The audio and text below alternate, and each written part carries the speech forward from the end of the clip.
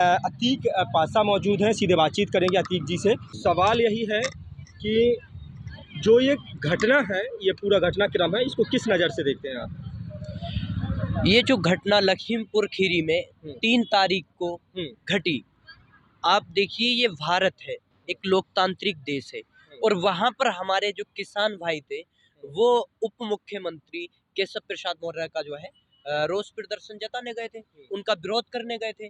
वो वहाँ पर जो है हेलीपैड पे पहुँचते हैं हमारे किसान भाई और वहाँ पर जो है मतलब जाके वीडियो भी जारी करते हैं और इसी वीडियो जारी होने की वजह से ये पता लग जाता है उनको कि वहाँ पर किसान जो है रोष प्रदर्शन कर रहे हैं, झंडे लिए हुए हैं काले फ्लैग।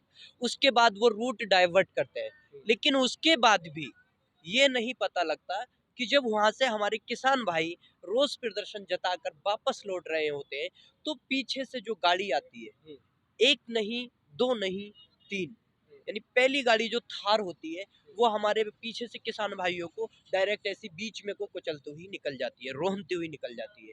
दूसरी जो फॉर्च्यूनर होती है वो भी जस्ट ऊपर से ही उतरती है, उन जो नीचे दबे पड़े होते हैं, जो कुचले पड़े होते हैं, उनके ऊपर से दूसरी गाड़ी, फिर एक तीसरी गाड़ी, लगातार 3 गाड़ियों से रौंदना, ये लोकतंत्र की हत्या है।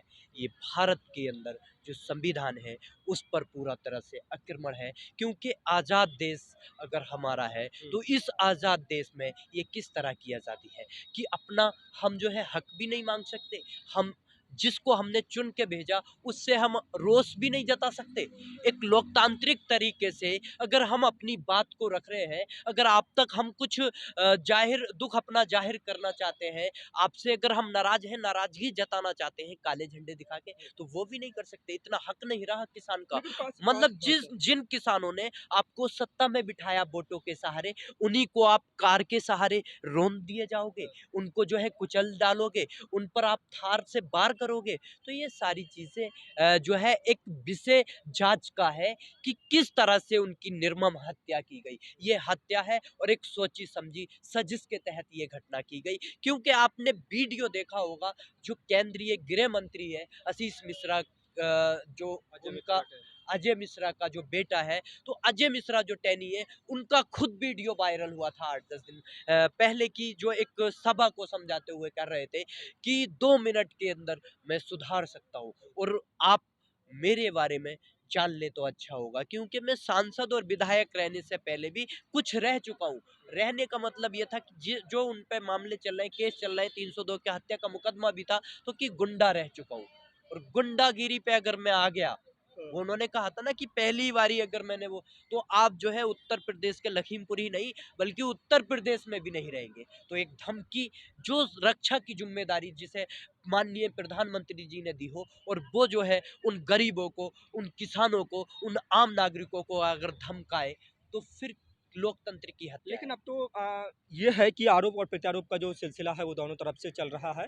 अगर अजय मिश्रा और टैनी की बात करें तो वो भी आरोप लगा रहे हैं कि पथराव किया गया और उसके बचाव में जो है जो भी हुआ वो सब बचाव में हुआ और गाड़ी को हादसा बताया जा रहा है। गाड़ी को हादसा बताया जा रहा, एक गाड़ी से हादसा आप मान सकते थे, 3-3 गाड़ियां अगर कुचल के निकल रही है, उनको रौंद के निकल रही है, उनके ऊपर से निकल रही है, वो भी हादसा हो गया।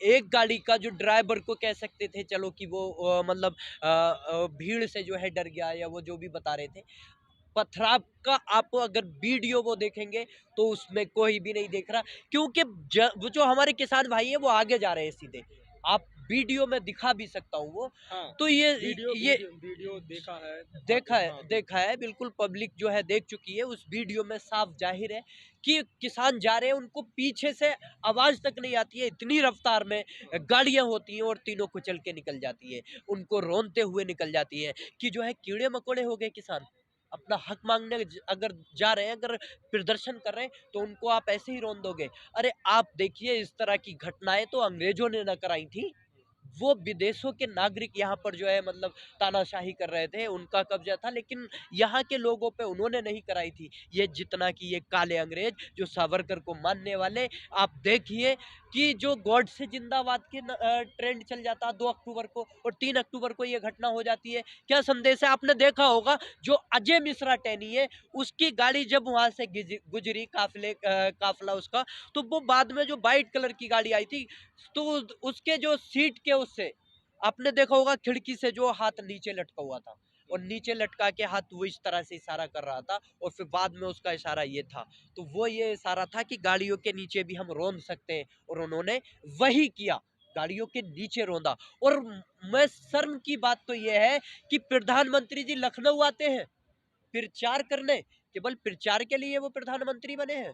वहां पर जो है 75वीं वर्षगांठ, 75 योजनाएं, ये सारी चीजें जो जो कि वो 10-10 हजार के वाले बारे में आपने देखा होगा। एक वीडियो में लेडीज आती है और उससे कहते हैं कि आपको कौन सी योजना का लाभ मिला, कितने पैसे मिले, वो कहती है 10,000 रुपए मिले और मैंने भैंस ली। 10,000 में भैंस ले सकता है कोई? लॉजिक है? तो ये सारी चीजें देखनी पड़ेंगी। उसके बाद जो कह दिया उन्होंने कि 75 लाख 4 करोड़ लोगों को, 3 करोड़ लोगों को इनका 1 लाखपति बनाया।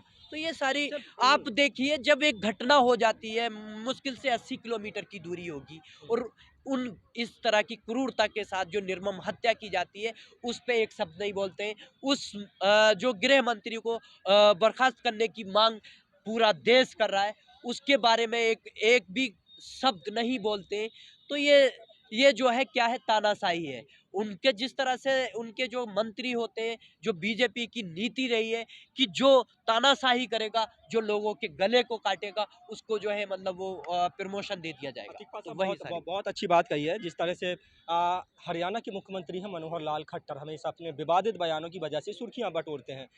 मनोहर लाल खट्टर का एक बयान आता है घटना से ठीक पहले कि अब आप तैयार हो जाइए, 500 700 हज़ार वॉलंटियर तैयार हो जाइए, हाथ में लाठी डंडे ले लीजिए, और उसके बाद जो जेल जाएगा उतना बड़ा नेता बन करके निकलेगा। 500-700 नहीं, 2-2 हजार लठ वाले आप हाँ, लोग तैयार कीजिए, हाँ, संगठन बनाइए, और जैसे को तैसा टिक हाँ, टैक, हाँ, तो जैसे को तैसा। और वो नहीं समझते तो कि मैंने ये इंग्लिश में कह दिया, आप समझ गए नहीं, हाँ, जैसे को तैसा। हाँ, अगर आप लठ चलाएंगे और मार के अगर 1-2 महीने आप जो है जेल में चले जाएंगे, तो उससे घबराइए मत, जमानत हो जाएगी, और आप जो है एक बड़े लीडर बन के वहां से निकलोगे। स्कूल कॉलेजों में नहीं बन पाओगे आप। तो स्कूल कॉलेजों का आपने देखा कि जो है इन्होंने बंद कर दिया है। बीजेपी सरकार ने सन 2014 के बाद जो है जैसे आए 16 से उनको बंद कर रखा है। 2 साल हो गए स्कूल कॉलेज बंद है, तो क्योंकि अगर हम जैसे लोग पढ़ के निकलेंगे तो वो सवाल पूछेंगे, और इनको तो जो गुंडे बनेंगे उनको राजनीति में लेना है, उनको जो है मतलब राजनीति में आगे बढ़ाना है। जो आपने देखा शाहीन बाग जैसे घटनाओं में उन्होंने कहा कि गोली मारो शाहरुख हाँ, को, देश के गद्दारों को गोली, तो उनको जो है प्रमोशन कर दिया जाता है। आपने देखा जो ये इनके ऊपर हत्या का मुकदमा था, इन्हें केंद्रीय गृह मंत्री बना दिया जाता है। रक्षा की जिम्मेदारी उसको, जिसको कि अब जो तड़ी पारे वो गृह मंत्री है, तो जाहिर सी बात है कि इनके जो आपने प्रज्ञा ठाकुर को देखा होगा।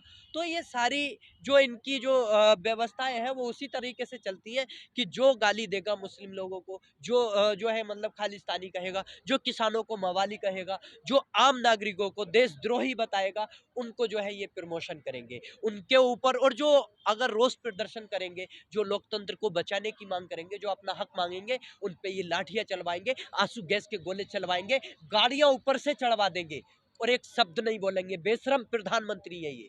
तो किसान आंदोलन की आगे की जो रणनीति है वो क्या होगी अब?